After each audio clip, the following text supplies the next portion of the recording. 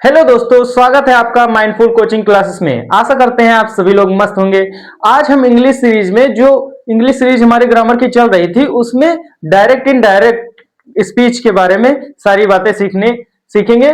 तो इसी से रिलेटेड ये जो डायरेक्ट इनडायरेक्ट स्पीचेस है, ये जो है हाई स्कूल, नाइन्थ, इंटर, इन सभी में पूछे जाते हैं। आप सभी को जो भी रिलेटेड इससे डॉट है वो सारे क्लियर हो जाएंगे बहुत ही अच्छे तरीके से। आप पूरी वीडियो में अंत तक बने रहना। इस जो डायरेक्ट इनडायरेक्ट स्पीच है वो कुल मिलाकर एक समझ लीजिए आपकी जो चुगली आप करते हैं एक दूसरे से उस पर बेस्ड है एकदम। ये समझ लीजिए चुगली से बनाया हुआ एक टॉपिक जो इंग्लिश ग्रामर में दिया हुआ है उस पर एक पूरा टॉपिक बना दिया गया है, डायरेक्ट और direct indirect speech. Direct speech वह होती है जिसमें जो है हम किसी से बात सामने से कहते हैं और जब वह बात वही किसी दूसरे को बताता है तो वो इनडायरेक्ट स्पीच कहलाती है। हालांकि हम इसके बारे में इसके आगे अंदर बहुत ही अच्छे तरीके से इसके बारे में पढ़ेंगे और जानेंगे। आज हम जो है इस पूरे डायरेक्ट इनडायरेक्ट पूरा इंट्रोडक्शन के तौर पर इससे रिलेटेड जो भी, तो यहाँ पर हम जो है डायरेक्ट इनडायरेक्ट को समझने के लिए एक एग्जांपल देखते हैं, उससे जो है हमको बहुत अच्छे तरीके से समझ में आ जाएगा। जैसे यहाँ पे डायरेक्ट स्पीच में यहाँ पर इसे कहते हैं रिपोर्टिंग, यानी इसे कहते हैं, ये जो होती है यहाँ से यहाँ तक ये रिपोर्टिंग स्पीच होती है जो भी बताया जाता है ना। तो इसे रिपोर्टिंग वर्ब कहते हैं। ठीक, जो सेड लिखा हुआ है रिपोर्टिंग वर्ब कहलाती है। तो ये रिपोर्टिंग स्पीच पूरी कहलाती है यहाँ से यहाँ तक। अब इसको जो भी बात सीमा सेड, यानी जो भी बात सीमा ने कही उस बात को इनडायरेक्ट स्पीच में कैसे दूसरे के बारे में बदला जाता है, इसको समझने की कोशिश करते हैं। इसके लिए हम बहुत ही अच्छे तरीके से आपको समझाने की कोशिश करेंगे। यहाँ पर मान लीजिए ये क्या है, ये कौन है, इनके बाल बना देते हैं इसे से। ये देखिए, ये इनका नाम है सीमा, हिंदी में लिख देते हैं सीमा। अब ये सीमा किसकी दोस्त है, ये जो है सीमा की दोस्त ये है मीना। ये सीमा की दोस्त है मीना, समझ लीजिए। अब ये जो सीमा है वो जो है मीना को बता रही है। सीमा सेड किससे बता रहे हैं, मीना से। यहाँ पे लिखा नहीं हुआ है लेकिन यहाँ पे मान लीजिए मीना से बता रहे हैं। क्या बता रहे हैं, आई एम डूइंग माई वर्क, मैं अपना काम कर रही हूं। तो ये जो है इससे बता रहे हैं। लेकिन ये जो मीना है इनका भी नाम लिख देते हैं मीना। मीना, तो ये मीना बहुत है चुगलखोर लड़की। चुगलखोर समझते हैं ना आप, आपके क्लास में दो चार लड़कियां जरूर होती है चुगलखोर, उसी प्रकार की जो है लड़की है मीना। इनकी एक बहुत खास दोस्त है जिसका नाम है टीना। क्या नाम है इसका, टीना। टीना, टीना के बाल ऐसे ऐसे बना देते हैं नीचे। और ये जो है इसका, अब ये भी जो भी बात सीमा बताती है मीना से, मीना दौड़ के फटाक को टीना से बता देती है। यानी ये कौन है, चुगलखोर। कौन है ये, चुगलखोर। ये चुगली करती है। ये पूरा जो डायरेक्ट इनडायरेक्ट है वो चुगली पे ही बेस्ड है। आपको अच्छी चुगली करनी आती होगी तो आप इसको बहुत अच्छे तरीके से समझ लेंगे, है ना। तो ये जो सीमा है वो मीना को बताती है कि आई एम डूइंग माई वर्क। तो ये फटाक से जाते हैं दौड़ के टीना को बताने कि भैया जो है सीमा अपना काम कर रही थी। सीमा अपना काम कर रही थी। सीमा यानी वह अपना काम कर रही थी, है ना। ये जा कहीं है उसको बताएंगी। तो ये यहां से यहां तक जो बताया इनको, यानी सीमा ने जो मीना को बात बताई वो डायरेक्ट बात बताई थी। कैसे बात बताई थी, डायरेक्ट स्पीच द्वारा। कैसे बताई थी, डायरेक्ट स्पीच द्वारा। इसे क्या कहेंगे, डायरेक्ट, समझ गए। लेकिन जो मीना ने टीना को बात बताई, मीना ने टीना को बात किसकी बताई, सीमा की बात बताई। लेकिन सीमा को बुलाया नहीं, सामने नहीं बुलाया। सीमा की बात जरूर बताई लेकिन सीमा के सामने नहीं बुलाया। यानी सीमा की बात इनडायरेक्ट रूप से, उनके अप्रत्यक्ष प्रत्यक्ष होते हुए नहीं, अप्रत्यक्ष रूप से यानी इनडायरेक्ट रूप से किसको बताई, टीना को बताई। किसको, टीना को। तो इसे क्या कहेंगे, इनडायरेक्ट स्पीच, है ना। इसे क्या कहेंगे, इनडायरेक्ट स्पीच। आशा है ये वाला टॉपिक बहुत अच्छे तरीके से समझ में आ गया होगा। और हमारे जो पूरे हर एक गांव में अंटियों की टोली होती है जिसमें डायरेक्ट और इनडायरेक्ट स्पीच का सबसे प्रमुख कार्य होता है चुगली, है ना। तो आप इसको बहुत अच्छे तरीके से समझ सकते हैं। खैर, अब हम इनडायरेक्ट को इसी बेस्ड पर बनाने की कोशिश करते हैं, है ना। देखते हैं कैसे बनेगा। तो इसका लिखेंगे क्या, सीमा। सीमा सेड। सीमा सेड का मतलब है ये जो मीना गई है डायरेक्ट टीना से बताने कि सीमा ने कहा।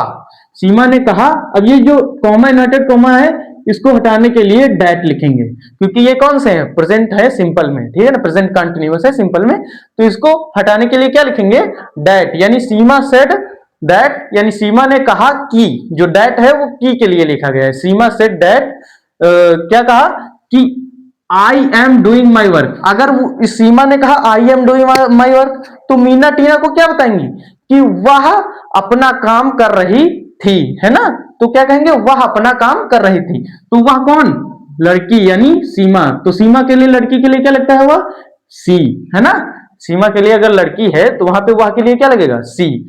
अब यहाँ पे एम दिया हुआ है, तो एम हमको पता है किसमें चेंज होता है, वाज और वर में, यानी कि ये एक वचन तो वाज में चेंज होगा, है ना, तो सी वाज लिखेंगे, क्या लिखेंगे, सी वाज। और जो अगर ये कंटिन्यूअस में होता है, मान लीजिए प्रेजेंट कंटिन्यूअस है, तो ये पास्ट कंटिन्यूअस में ही रहेगा, तो बाकी सारा क्या रहेगा, आई वाज डूइंग डूइंग मा। अब यहां पे लिखा है माई, तो माई किसके लिए लिखा है, आई के लिए, कि वह जो है सीमा, अब मेरा काम, जब सीमा ने बताया तो वो कह रही थी मैं अपना काम कर रही हूं, तो जब मीना टीना को बताएगी तो बताएंगे वह अपना काम कर रही थी, तो वह यानी सी के लिए अपने के लिए क्या लगता है, हर, सी के लिए अपने के लिए क्या लगता है, हर और वर्क, है ना। तो ये देखिए कितना सरल है इसको बनाना, डायरेक्ट से इनडायरेक्ट बनाना बहुत सरल है, बस आपको चुगली आनी चाहिए, और डायरेक्ट से इनडायरेक्ट बनाना आपको बहुत इजी लगेगा, है ना। तो इसकी मदद से आपको डायरेक्ट इनडायरेक्ट बनाना, ऐसे ही बहुत सारे डायरेक्ट से इनडायरेक्ट बनाना बहुत ही इजी है, और विभिन्न प्रकार के बस आपको थोड़े बहुत नियम सीखने होते हैं, थोड़े बहुत चेंजेस होते हैं, जैसे प्रोनाउन का उसमें चेंजेस, हेल्पिंग वर्ब का चेंजेस, और ऐसे कुछ स्पेसिफिक वर्ड्स होते हैं जिनका चेंज किया जाता है। तो इन सभी चेंजेस के बारे में आज हम आपको बता देते हैं कि कौन से वर्ड किसमें चेंज होते हैं, इन सभी का आपको एक लिखवा देंगे ब्यौरा टाइप का, उनको थोड़ा थोड़ा आप देख लीजिएगा, उसके बाद में जो डायरेक्ट इनडायरेक्ट है ये आपको लगने लगेगा खेल, और उसके बाद में आप सभी लोग अपनी परीक्षा में बहुत ही अच्छे तरीके से इनको कर सकते हैं। तो चलिए सीखते हैं। हम यहाँ पर ये समझेंगे कि जो डायरेक्ट स्पीच से इनडायरेक्ट स्पीच में बदलना होता है, वहां पर अगर जैसे लिखा है सीमा शेष, अगर वहां पे लिखा होता है तो इसको कैसे बदलेंगे, तो शेष अगर लिखा है तो उसे शेष में ही बदलेंगे, और सेड लिखा है तो सेड में ही बदलेंगे। अगर शेष टू लिखा है तब इसको हम टेल्स में बदलेंगे, समझ गए, अगर शेष टू लिखा है तो इसको किस में बदलना है, टेल्स में। अगर सेड टू लिखा है तो टोल्ड में बदलना है, सेड टू की जगह क्या हो जाएगा, टोल्ड हो जाएगा। अगर शेष लिखा है तो शेष ही लिखा जाएगा, है ना। ये जो है डायरेक्ट से जब इनडायरेक्ट बनाते थे इनको बदलते हैं, उसी तरह जब इनडायरेक्ट से डायरेक्ट बनाएंगे इसी तरह से वापस रिवर्स चेंज करना होगा, वो इनडायरेक्ट बनाने में समझेंगे, जो कि इंटर में काम ज्यादा आता है यहाँ, और जो हाई स्कूल में है ये इनडायरेक्ट से डायरेक्ट बनाना पूछा नहीं जाता है। उसी तरह से जब चेंज इन प्रोनाउन, यानी कि जब प्रोनाउन के बारे में उसमें जो सेंटेंसेस हो गए उसमें प्रोनाउन दिया होगा तो उसमें कैसे चेंज करना है, अगर फर्स्ट पर्सन यानी आई भी अगर दिया हुआ है तो उसे थर्ड पर्सन, जो भी उसका थर्ड पर्सन होगा उसमें चेंज करना है, और सेकंड पर्सन यानी यू दिया है तो वो भी किसमें, ही, सी या हर, हिज या फिर दे देम वगैरह, इन सभी चीजों में यानी थर्ड पर्सन में वो जो है चेंज होगा। अब जो थर्ड पर्सन में ऑलरेडी है, अगर वो पहले से ही थर्ड पर्सन में है तो उसके बाद फोर्थ पर्सन तो होता नहीं, तो उस थर्ड पर्सन तो थर्ड ही पर्सन रहेगा। तो ये जो चेंज इन प्रोनाउन थे और ये जो डायरेक्ट से इनडायरेक्ट स्पीचेस के बारे में ये बदलने को था, इन दोनों में ये चेंज बता दिए। बाकी और भी रेगुलेशंस होते हैं और भी रूल्स होते हैं जो इनको चेंज करने में बहुत ही मददगार होते हैं, उनको हम थोड़ा जो आपको लिख देंगे, ज्यादा उनको रटना नहीं है, बस ऐसे एक बार नजर से आप देख लेंगे तो बहुत ही अच्छे तरीके से आपको याद हो जाएगा। आप इसका स्क्रीनशॉट ले सकते हैं और आपको इसको जो है अपने नोटबुक में एक बार नोट कर लीजिए, जिससे आपको हमेशा ये याद रहेगा। आप इसके आगे हम आने वाले और सभी रूल्स के बारे में आपको आज हम दिखाई दे रहे हैं, क्योंकि ये इंट्रोडक्शन क्लास है। इसके बाद में हम डायरेक्ट इनडायरेक्ट की पूरी एकदम क्लास अच्छे तरीके से सीखेंगे, और कोई भी डायरेक्ट इनडायरेक्ट वो बेसिक से एडवांस लेवल तो कोई भी छूटेगा नहीं। तो इसके आगे के रूल्स देखते हैं। अब यहां पर जो है कुछ जो टेंसेस होते हैं उनका प्रयोग, जैसे कोई प्रेजेंट में है तो उसको हम बदलते हैं, तो जैसे इज के जगह होता है तो वहां पे वाज वर लग जाता है तो वो पास्ट में हो जाता है। ऐसे करके इन सभी चीजों को बदलने के लिए जो टेंसेस में बदलाव होता है उसके बारे में थोड़ा देख लेते हैं। हालांकि इन पर बहुत ज्यादा फोकस करने की जरूरत नहीं, क्योंकि कहीं कहीं पर जो है ऐसा होता है कि वो प्रेजेंट में होने की वजह से भी इनडायरेक्ट में भी प्रेजेंट रहता है ना, कुछ कोई कोई सेंटेंसेस होते हैं। हालांकि इनको थोड़ा बहुत आप समझ लेंगे तो आपको बनाने का थोड़ा बहुत तरीका आपको समझ आ जाएगा। जैसे कि लिखा है प्रेजेंट सिंपल होता है तो उसको पास्ट सिंपल में बदलना होता है, अगर प्रेजेंट कंटिन्यूअस होता है तो उसे पास्ट कंटिन्यूअस में बदलना होता है, यानी कि अगर इज लगा है तो वहां पे वाज वर लगाना होगा, है ना। तो उसके बाद प्रेजेंट अगर परफेक्ट दिया हुआ है तो उसे पास्ट परफेक्ट में बदलना, यानी कि एक समझ लिए इसकी जो एक बाद का होता है वही प्रेजेंट परफेक्ट फ्यूचर होता है ना, तो उसके बाद वाले में हमको बदलना होता है। अगर प्रेजेंट परफेक्ट कंटिन्यूअस दिया है तो पास्ट परफेक्ट कंटिन्यूअस में बदलना है। ये जो पीपीसी है यानी प्रेजेंट परफेक्ट कंटिन्यूअस, तो पास्ट परफेक्ट कंटिन्यूअस में बदलना हुआ है। फिर अगर पास्ट वाला सिंपल है, अभी तक हम प्रेजेंट सिंपल को पास्ट सिंपल में बदल दिए थे, लेकिन अगर पास्ट सिंपल आ जाए तो क्या करना है, पास्ट सिंपल आ जाए तो पास्ट परफेक्ट में बदलना है, ठीक है। अगर पास्ट कंटिन्यूअस आ जाए तो पास्ट परफेक्ट कंटिन्यूअस में बदलना है। अगर पास्ट परफेक्ट आ जाए तो उसमें चेंज ही नहीं होता, क्योंकि इसके आगे क्या ही बदलेंगे। फिर अगर पास्ट परफेक्ट कंटिन्यूअस आ जाए तो उसमें भी नो चेंज। तो ये जो सारे सेंटेंसेस थे जिसमें सेंटेंसेस में चेंज करना था वो ये सारे थे। अब इससे जो आगे और अनरिलेटेड है उन सभी को बारे में बात कर लेते हैं। तो यहाँ पर जो है कुछ हेल्पिंग वर्ब्स उसमें यूज होती हैं, उनका चेंज देख लेते हैं कैसे होता है, और कुछ मॉडल्स होते हैं जिसके चेंज में के बारे में देख लेते हैं। अगर इज एम आर दिया है, यानी कि आपको डायरेक्ट स्पीच दिया है वो इसमें इज एम आर दिया है, जैसे अभी हम जब पहला वाला बनाए थे तो उसमें लिखा था Seema said I am doing my work, है ना। तो आई एम की जगह पे अगर हम इनडायरेक्ट बनाएंगे तो वहां क्या लिखेंगे, वाज, ठीक है ना। तो उसी प्रकार से अगर आर लिखा है तो वहां पे वर लिखेंगे। अगर डू डज लिखा है तो उसको हटा के हम इनडायरेक्ट में डिड करेंगे। अगर हैज हैव लिखा हुआ है तो वहां पर हम क्या करेंगे, हैड। अगर वाज वर है, यहाँ पे तो हम इज एम आर को वाज वर में बदल दिए थे, लेकिन अगर पहले से वाज वर दिया है डायरेक्ट स्पीच में तो उसको हैड बीन बदलेंगे। ये वाला थोड़ा याद रखना, अगर वाज वर दिया है तो उसे हैड बीन में चेंज करना है। अगर डिड दिया है तो हैड। अब अगर हैड ही दे दिया है पहले से तो उसमें नो चेंज, यानी कि हैड है तो इनडायरेक्ट में भी हैड ही रहेगा। और हैड बीन दिया हुआ है अगर पहले से तो उसमें भी हैड बीन ही रहेगा, इसमें नो चेंज होता है। तो इसमें से कुछ है जो आप आसानी से इसको देखकर याद कर सकते हैं। उसके बाद में इसको कुछ मॉडल्स होते हैं, जैसे कि अगर विल दिया हुआ है तो वुड में चेंज हो जाएगा। अगर शैल दिया है तो शुड में नहीं वुड में ही चेंज होगा, है ना। अगर कैन दिया है तो कुड में दिया है तो माइक में। अगर मस्ट दिया है तो हैड टू में चेंज होगा, ये याद रखना। थोड़ा इससे चेंज लग रहा है। अगर मस्ट दिया हुआ है तो हैड टू में चेंज होना है। अगर ये सारे आपको दिए हुए हैं पहले से इन डायरेक्ट स्पीच में, अगर कोई डायरेक्ट स्पीच मान लीजिए कोई रिपीटिंग स्पीच है डायरेक्ट की, तो उसमें अगर वुड कुड माइग और हैड टू ये सारे अगर पहले से दिए हुए हैं तो उनको as it is indirect speech में वैसे ही लिखना है, वो चेंज नहीं होते हैं। इनको वैसे ही इनडायरेक्ट स्पीच में भी लिखा जाता है। इसके आगे जो आने वाले अन्य हैं कुछ स्पेसिफिक वर्ड्स होते हैं ऐसे जिनका चेंज किया जाता है, उनके बारे में बता देते हैं, क्योंकि वो जो है बहुत ज्यादा इसके बारे में पूछा जाता है और वो बहुत सारे लोगों को नहीं पता होता, वो अच्छे से आपको बता देते हैं। तो ये जो है बहुत सारे जो स्पेसिफिक वर्ड्स होते हैं, जो कुछ विशेष शब्द होते हैं, उनका जो है बदलना होता है।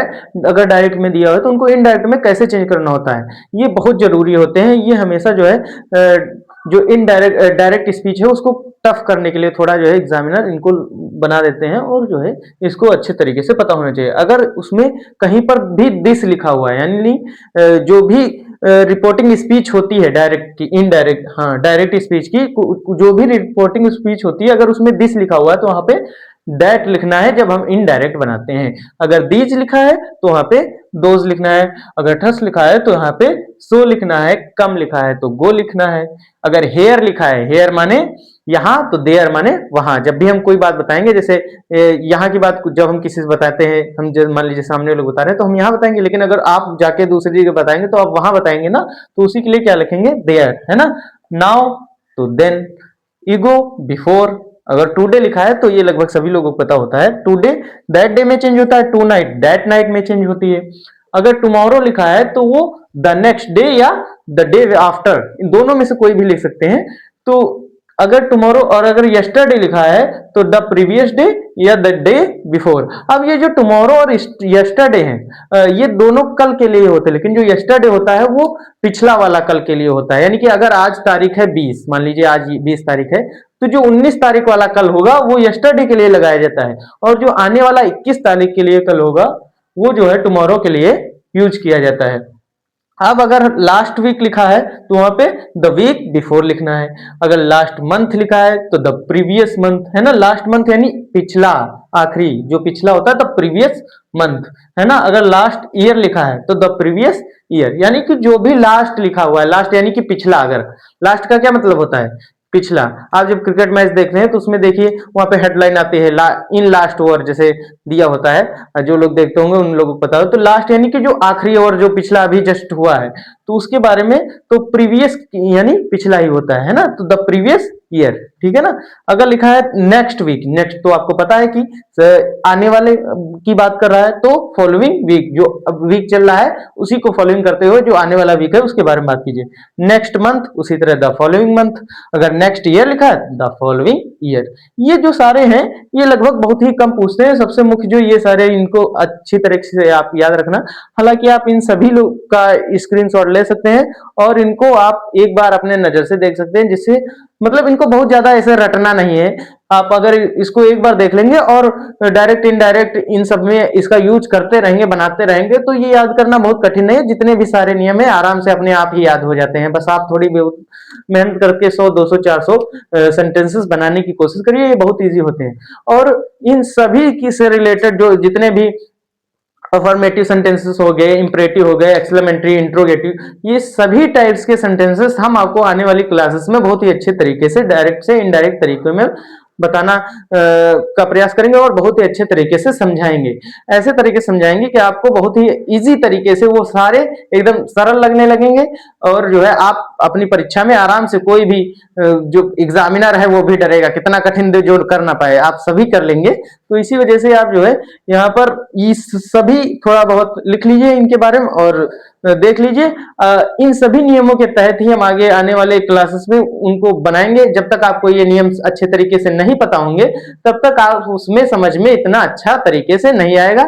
इसलिए इन सभी जो नियम दिए हुए हैं कि किसमें कैसे चेंज करना है, इन सभी को आपको अच्छे तरीके से याद करना होगा, या आप समझ लीजिए कैसे क्या करना, याद करना होता है।